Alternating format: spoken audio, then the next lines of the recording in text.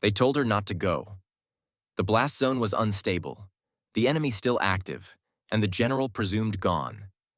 But Sergeant First Class Astrid Keeling, the quiet army sniper who everyone underestimated, refused to wait for orders. She picked up her rifle, checked her compass, and stepped into the smoke alone. 3 days later, when the rescue teams finally reached that cratered valley, they found something nobody expected. The general, alive, and beside him, the sniper they thought wouldn't make it out. This is the untold story of how one soldier turned courage, patience, and impossible decisions into survival. Before we continue, wherever you're watching from, soldier, veteran, or civilian, make sure to subscribe to Truth Untwists. We uncover the hidden stories of warriors who changed everything when the world stopped believing in them. Astrid Keeling never fit the mold of a soldier. Born in Fairbanks, Alaska, she grew up in a world where silence was survival. Hunting caribou at dawn, tracking wolves by the shape of their prints in the snow.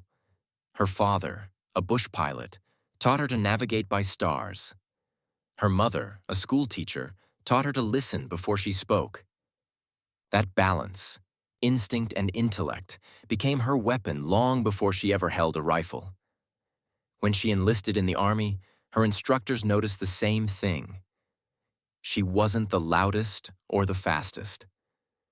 But when she took her shot, she never missed. Still, the whispers followed her. She's too quiet. She doesn't have the killer instinct.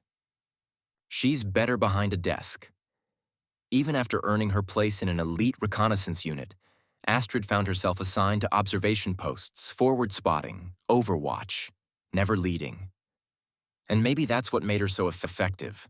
Because while others chased recognition, Astrid was studying patterns, learning how wind moved through valleys, how silence carried meaning, how chaos could be read like a map. She didn't want medals. She wanted understanding. And one day, that quiet understanding would save hundreds. It was supposed to be routine. Her unit, a joint recon team, had been assigned to secure a high-value corridor in Afghanistan's northeastern highlands. A U.S. general was touring local checkpoints to assess security before withdrawal. Astrid's team would provide overwatch and clear routes. But nothing in the Hindu Kush Mountains was ever routine. At 0730, an IED convoy blast ripped through the valley. The shockwave tore across the ridge, shattering vehicles, collapsing comms, and scattering soldiers in every direction. Smoke rolled through the valley like a storm. Radio chatter dissolved into static. The general's convoy went silent.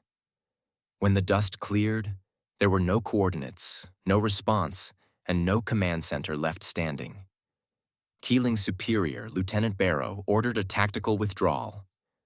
"We don't even know who's alive," he said. "We'll regroup at grid Echo 9. But Astrid's gut told her the story wasn't over. From her position on the ridge, she spotted drag marks. Deliberate, parallel, heading toward a canyon cut. Someone had survived. Someone was moving bodies. She turned to Barrow. "Sir, that's not enemy movement," she said. "That's rescue behavior." Barrow shook his head. "Keeling, that area's a kill zone. You go down there, you die." She didn't argue. She just looked through her scope one more time, marked her bearings, and quietly said, "Then I'll die doing my job." The valley floor was a nightmare of wreckage and silence. Twisted steel, burned-out vehicles, the acrid smell of fuel and dust thick in the air. Every few steps, the ground crumbled beneath her boots. Unstable soil hiding untriggered ordnance. But Astrid kept moving. She tracked by instinct. Footprints, torn fabric, drops of blood that hadn't yet darkened. Hours passed.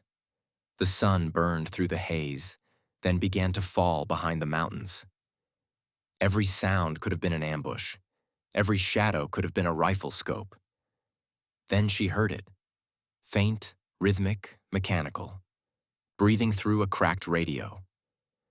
"This is Alpha Command. Repeat. Anyone on frequency." The voice was hoarse, weak, but familiar. It was him, the general, pinned somewhere deep in the canyon. Keeling followed the signal, crawling over debris and shattered rock until she reached the remains of an armored vehicle half buried in dirt. Inside, the general lay wedged under a collapsed door, legs shattered, barely conscious. She dropped her pack, assessed him quickly. Broken femur, dehydration, mild shock. No pulse in one leg. Time was running out. He looked up, dazed. "Where's the rest of your unit?" he croaked. She hesitated. "They were ordered back, sir." "And you?" "I didn't listen." The general tried to smile, but winced instead. "You'll die out here," he said. "Maybe," Astrid replied, pulling a morphine injector from her med kit. "But not before you get out first." She stabilized his leg with scavenged rifle parts and webbing, then dragged what was left of the Humvee frame to create partial cover. Night fell fast, and with it came the cold, the kind that cuts through body armor and bone. She found 2 unspent magazines, her canteen half full, and a field radio with a dying battery. No signal, no rescue inbound. Every 20 minutes, she checked the general's breathing. Every hour, she recalculated her extraction path on a notepad, aligning stars through breaks in the smoke. At 0200, she heard movement. 3 figures advancing through the darkness, speaking low in Pashto. Astrid switched her scope to thermal. They were armed and scanning. Enemy scavengers, moving toward the wreck. She whispered, "Sir, stay quiet. 3 targets, limited ammo, no backup." She took a slow breath, remembered her training, and fired twice. 2 suppressed shots, 2 clean takedowns. The third retreated into the dark. Silence returned. But so did the doubt. Would rescue ever come? Was she risking her life for a man already marked missing, presumed dead? Still, she stayed awake until dawn, watching the horizon with a sniper's patience, waiting for the signal that never came. By morning, the general's condition had worsened.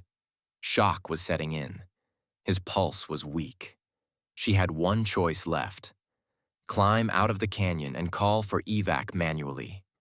Keeling secured the general under the vehicle frame, marked his coordinates on a cloth patch, and began the ascent. The slope was unstable. Shale, dust, shifting rock. Every meter climbed felt like 10. Her lungs burned, her hands bled. But giving up meant both of them were gone. When she reached the ridge, her radio crackled alive. The evac frequency was faint, but there, distorted by static. She pressed transmit. "This is Sergeant First Class Keeling. I have General Reynolds alive, but critical. Request immediate extraction at Grid Delta 2. Repeat, immediate extraction." For 10 long seconds, only static answered. Then, a voice. "Copy that, Keeling. Hold position. Air rescue inbound in 12 minutes. "How copy?" Tears stung her eyes, but her tone stayed steady. "Solid copy. I'll light the way." She fired a flare high into the pale sky, the last one she had. Then she turned back to descend. The climb down was worse. Loose rock gave way. Dust choked her vision. Her boot slipped once, and only the rifle sling around a boulder saved her from falling. By the time she reached the canyon floor, her hands were torn open, but the sound she heard next made it all worth it. The whine of rotor blades echoing off the cliffs. 2 Blackhawks dropped into the canyon, kicking up a storm of dust and light. Medics rushed out, loading the general onto a stretcher. The flight surgeon looked at her, disbelief in his eyes. "Ma'am, you went in there alone?" She nodded, too tired to speak. As they lifted off, the general grabbed her wrist. "You disobeyed orders," he rasped. "Yes, sir." He held her gaze. "Good. Don't ever stop doing that when it's the right call." Back at the forward base, Astrid Keeling was treated for burns, fractures, and dehydration. When the official reports came in, they listed her actions as beyond the scope of assigned duty. The general recommended her for the Distinguished Service Cross. But when the ceremony came, she declined public recognition. "I didn't do it to be remembered," she said quietly. "I did it because someone had to." From that day forward, her call sign changed, from Echo 3 to Lifeline. Because when everyone else had turned back, she was the one who walked into the fire. Sergeant First Class Astrid Keeling never called herself a hero. But every soldier who served under her after that mission told the same story. That courage doesn't always shout. Sometimes it just whispers, "I'll go." If this story inspired you, share it. And subscribe to Truth Untwists. Because the world may forget the names, but not the courage that echoes through them.